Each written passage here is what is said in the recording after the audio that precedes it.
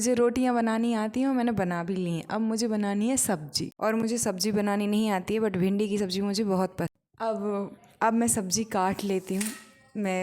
मुझे कटिंग करनी बिल्कुल भी नहीं आती है। मैंने अभी लास्ट टाइम अमरूद कट किया था और ऐसे ऐसे कट कर रही थी तो इधर पे भी लग गया था।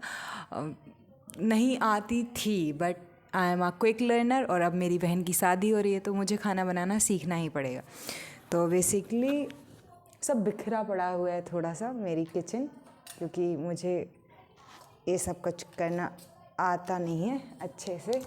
तो लेकिन मैं सीखने के लिए अब तैयार हूँ, क्योंकि मेरी पढ़ाई में पूरा जीवन निकला। फिर बाहर मेरी माँ को उतना पसंद भी नहीं था, और क्योंकि वो पढ़ नहीं पाई घर के कामों में, तो वो चाहती थी कि मैं पढ़ाई करूँ। फिर घर की रिस्पॉन्सिबिलिटीज़ थी मेरे ऊपर, फाइनेंशियल रिस्पॉन्सिबिलिटी। बट अब मैं पूरी तरह से फ्री हो गई हूँ। भाई बहुत रिस्पॉन्सिबल है, तो वो अपना संभाल रहा है। बहन की शादी होने वाली है, तो सारी चीज़ें अपने आप आ गई हैं लाइन में।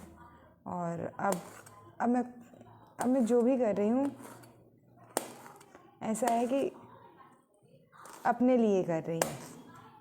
अब मैं कुकिंग सीखना ज़रूरी भी, अभी तक तो बहन थी। अब जैसे मैं अगर अकेली रहती हूँ तो मुझे ज़रूरत पड़ेगी, और अगर मम्मा भी साथ में रहती हैं तो भी उनसे कब तक काम कराऊँगी। उन्होंने बहुत किया है मेरे लिए वैसे भी। तो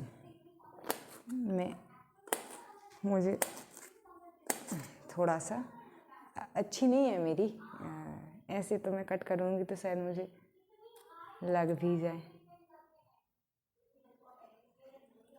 लेकिन ध्यान तो यही है।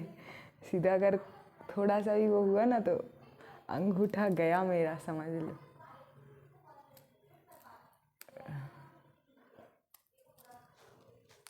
और बहुत सारे लोग ऐसे कहते हैं कि खाना बनाना तो नहीं, खाना बनाना भी ध्यान हो सकता है। हर चीज़ ध्यान हो सकती है अगर आप ध्यान से करें। मैं जब बचपन में होती थी तो गायत्री परिवार से कुछ लोग आते थे, वो कहते थे खाना बनाते हुए मतलब कुछ भी अच्छा बोलना चाहिए।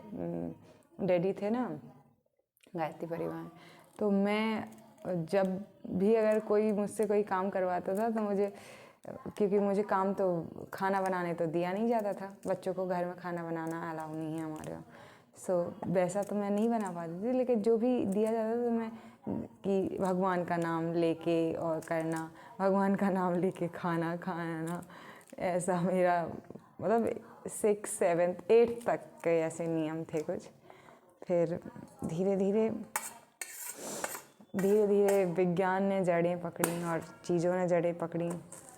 धीरे धीरे मैं ये सब कुछ करना छोड़ दिया मैंने, क्योंकि मैं जो 4% का विश्व का ज्ञान है उसके पीछे थोड़ी ज़्यादा ही वो हो गई थी। अभी मैं आनंद मूर्ति गुरु माँ को सुन रही थी, उनका पतंजलि योग सूत्र पे व्याख्यान है, बहुत अच्छा है। और मुझे लगता है उसके लिए वो बढ़िया गुरु हैं, क्योंकि नो डाउट ओशो को भी सुना जा सकता है, ओशो की व्याख्यान भी अच्छे हैं, लेकिन क्योंकि गुरु माता ने खुद ने अनुशासन का पालन किया है। ओशो मतलब कि इसमें अच्छे तो हैं, लेकिन उन्होंने जब वो खुद अपने जीवन में योग का उतना ज़्यादा मतलब कि अनुशासन नहीं किया है, डिसिप्लिन थोड़ा सा नहीं रहा है, तो उसी व्यक्ति से सुनना चाहिए और तो आनंद मूर्ति गुरु माँ एक यूट्यूब चैनल है, बहुत अच्छा समझाती हैं सबको। उनका जो ज्ञान है ना वो बहुत उच्च कोटि का है। 12 साल की थी वो तब से वो सब कर रही हैं, और उनका ज्ञान देख के आपको लगेगा कि हाँ वास्तव में है। और उन जैसे और भी बहुत सारे लोग होंगे, लेकिन इंटरनेट पे मतलब कि वो बहुत ही प्योर, बहुत किसी की कोई भी विवाद उन पे नहीं है। 1 मिलियन से भी कम फॉलोअर्स हैं उनके, सब्सक्राइबर्स, बट जो उनको मुझे लगता है कि हर एक भारतीयों को सुनना चाहिए। उनका पतंजलि योग सूत्र तो मतलब अभी मैंने उनको और कोई व्याख्यान सुना नहीं है, लेकिन दूसरे व्याख्यान भी इतने ही महान होंगे। लेकिन पतंजलि योग सूत्र तो उनका बहुत अच्छा है। मतलब मैंने और भी लोगों से सुना है, लेकिन जो समझ मेरी उनकी वजह से विकसित हुई ना पतंजलि योग सूत्र को लेके, और अभी मैंने ही सोचा था कि मुझे इसके बाद में चिकित्सा संहिता, श्रुत संहिता, आयुर्वेद इनको पढ़ना है, एग्ज़ाम के लिए नहीं लेकिन पढ़ना है। अभी आज के 30 और 31वें श्लोक में वो यही बता रही थी कि अगर आपको खान पान का ज्ञान नहीं है तो व्याधि होगी। व्याधि मतलब आप कुछ भी, तो मेरा खाना बहुत सात्विक रहा है बचपन से ही। मुझे अब भी मैंने ना पिज़्ज़ा, बर्गर, हॉट डॉग कुछ नहीं खाया है। बहुत आम सी ज़िंदगी रही है मेरी, और ऐसा भी नहीं कि खाना ही है खाना है। अभी 11 बजने वाले हैं और मैंने बस वो छुहारे यानी खजूर और कुछ काजू खाए हैं बस। तो मुझे ऐसी भूख ज़्यादा लगती भी नहीं है। एक बहुत मिनिमिस्टिक सा मेरा जीवन है, और तो वो मैं पहले से ही फॉलो कर रही हूँ। डेली आसन करना, ये सब करना, तो ये सब भी कर रही हूँ। तो एक बेसिक लेवल का मेरा हो गया है। और योग में बहुत फास्ट नहीं जा सकते आप, आपको धीरे धीरे करना होता है। तो 3-4 महीने हो गए हैं मुझे आराम से करते हुए। मुझे शाओलिन टेम्पल, अगर चाइना तो शायद मैं नहीं जा पाऊँगी, लेकिन चाइना के जैसे कि एग्जैक्टली प्रोनाउंसिएशन तो सही नहीं है, सिंगू फू करके कुछ हैं जो कि शाओलिन टेम्पल यूरोप चलाते हैं। उनके वीडियोज़ काफ़ी ऐसे हैं कि प्रैक्टिस की जा सकती है, क्योंकि मेरी बेसिक्स क्लियर है, मेरी बॉडी फ्लेक्सिबल है, और मुझे श्वास प्रश्वास, प्राणायाम, प्रत्याहार तो काफ़ी हद तक के आता है, तो मैं कर सकती हूँ। एंड क्योंकि मेरे अंदर बहुत ज़्यादा सीखने की वो है, तो भी भिंडी काट लेती हूँ।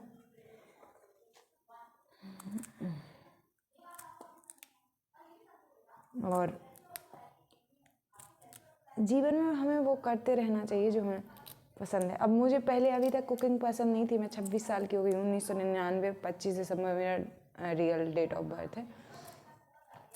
क्योंकि खाना को ऐसे जोड़ा जाता था कि कमजोरी का निशान है, बट खाना से पता है इतनी खुशी मिल रही है मुझे कटिंग करते हुए, जैसे मैं अपने अंदर के काम को, क्रोध को, मोह को, सबको कट कर रही हूँ। मतलब एक एक भिंडी के साथ में मेरे जो विनम्रता है वो आ रही है, और जो अहंकार है, जो आक्रामकता है, जो लोगों को गलत या सही कहने की आदतें हैं, ये कम हो रहा है। तो जो आक्रामकता है ना पुरुष के अंदर, और फिर जब जो खाना कोई खाएगा तो जो खुशी, जो संतुष्टि मिलेगी, जो संतुलन स्थापित होगा, तो बहुत अच्छा लगेगा। इसलिए मैं अब समझी कि औरतों को क्यों पसंद होता है कि वो अपने पति को, अपने परिवार को अपने हाथ से बना के खिलाएं, क्योंकि इससे उन्हें खुशी मिलती है। इसलिए नहीं बनाती हैं औरतें खाना कि मतलब कुछ और, इसलिए क्योंकि खाना बनाने से एक अंदर से अपने आप से प्यार होता है। मुझे बहुत अच्छा महसूस हो रहा है ये भिंडी में जब से काटना मैंने शुरू किया है। तो देखते हैं मेरी भिंडी बनती कैसी है। मैं वीडियो डालूँगी भिंडी बनाने के बाद में कि मेरी भिंडी कैसी है। और मेरा एक भाई है, बुआ का लड़का, वो यहाँ पे नीट की पढ़ाई करने के लिए मेरे पास रुका हुआ है। मैं उसका पूरा सुबह से उठाने से लेके सब कुछ, तो एक माँ की तरह, एक गुरु माँ की तरह कह सकते हो, क्योंकि पढ़ाती भी हूँ, बायोलॉजी के क्वेश्चंस भी पूछती हूँ, सब कुछ करती हूँ। और वो बहुत अच्छा बच्चा है, मतलब मेरी हर एक बात मानता है। मतलब बचपन से ही हम साथ रहे हैं। और वो चिढ़ाता था मुझे, लेकिन अभी तो उसने चिढ़ाना भी बंद कर दिया है। अभी वो जानता है कि मैं थोड़ी सी सीरियस हूँ। तो क्योंकि इसके बाद में फिर मुझे अमरनाथ और अमरनाथ नहीं, पहले ज्योतिर्लिंग और शक्तिपीठ जितने जा सकूँ भारत के देखने के लिए वहाँ जाना है, फिर उसके बाद अमरनाथ जाना है। तो मैंने कहा कि पहले मैं तुम्हें थोड़ा सा पढ़ा के जाती हूँ, तुम्हारा एक टाइम मैनेजमेंट और वर्क मैनेजमेंट बनवा के जाती हूँ, फिर मैं चली जाऊँगी।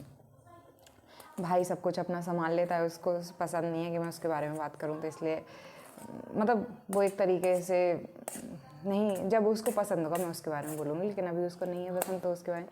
बहन मेरी बहुत अच्छी है, सब लोग बहुत अच्छे हैं। तो फिर मुझे अमरनाथ जाना है इस बार, जुलाई से अगस्त के बीच में, बद्रीनाथ, केदारनाथ।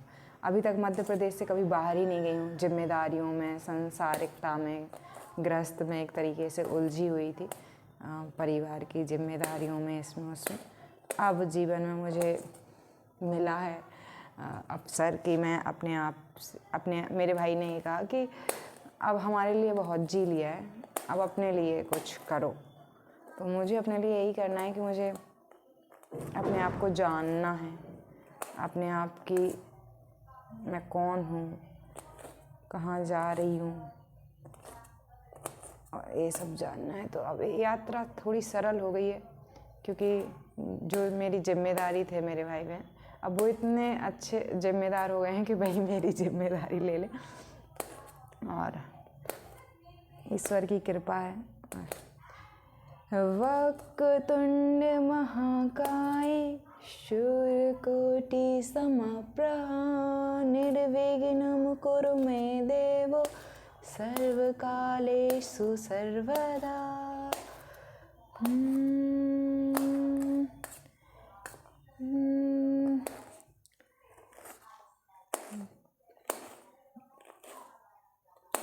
वक्रतुंड महाकाय शूरकोटि समप्रभा निर्विघ्नं कुरु मे देव सर्वकार्येषु सर्वदा। मेरी बहन की 30 अप्रैल को शादी है। आप सभी जहाँ पे भी हैं खूब आशीर्वाद दीजिएगा कि उसके जीवन में सुख समृद्धि हो, एक सांसारिक गृहस्थ जीवन का समस्त सुखों को वो भोगे और एक संतुलन जीवन में बना रहे। आप सभी आशीर्वाद दीजिएगा मेरी बहन को, मेरे भाई को भी आशीर्वाद, और प्रार्थना करिएगा कि वो हमेशा सत्मार्ग पे चले, अहिंसा, सत्य, इन सब के रास्ते का अनुसरण करें। अच्छे लोग, सत्संगति, सत्संग, सद्गुरु उसके जीवन में आते रहें, और अच्छे से कहते हैं, वो एक फ़ोटो रहती है ना गणेश जी, लक्ष्मी माँ और सरस्वती माँ की, तो इस वजह से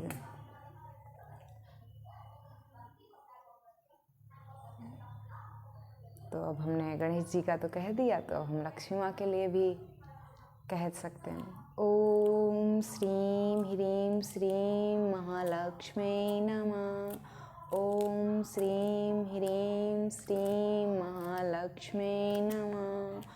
ओम श्रीं ह्रीं महालक्ष्मी नमः। ओम श्रीं ह्रीं श्रीं महालक्ष्मी नमः। ओम श्रीं ह्रीं महालक्ष्मी नमः। ओम श्रीं ह्रीं श्रीं महालक्ष्मी नमः। ओम श्रीं ह्रीं महालक्ष्मी नमः। ओम श्रीं ह्रीं महालक्ष्मी नमः। ओम सरस्वते नमः। सरस्वती वहीं निवास कर सकती हैं जहाँ लक्ष्मी हो, जहाँ एक स्तर की जैसे सांसारिक ग्रस्त आदमी के लिए ये कह रही हूँ मैं, वैसे तो किसी चीज़ की ज़रूरत नहीं है, शंकर जी जैसे भी रह सकते हैं, लेकिन जो सांसारिक जीवन में रहता है तो सरस्वती तभी संभव है लंबे समय तक आपके साथ रहना जब लक्ष्मी है, और गणेश जी जो विघ्नहर्ता हैं। तो तीनों के अपने अपने गृहस्थ जीवन, जिनको जैसे गृहस्थ जीवन नहीं भोगना है, जिन्हें ज्ञान, साधु, मुनि, संत बनना है, उनके लिए ये नहीं कह रही हूँ, लेकिन जिन्हें गृहस्थ भोगना है तो उन्हें ये समझना पड़ेगा कि ईश्वर परिनिधान यानी ईश्वर का आश्रय लेने के लिए तो सबसे पहले विघ्नहर्ता का, फिर लक्ष्मी माँ का, ताकि स्थिरता बनी रहे। यहाँ लक्ष्मी माँ के सारी सफाई की जाती है, मन के क्रोध, लोभ, मोह, ईर्ष्या, इन सब से। तो सरस्वती माँ के लिए ओम सरस्वते नमः। ओम सरस्वते नमः। ओम ॐ सरस्वते नमः ॐ सरस्वती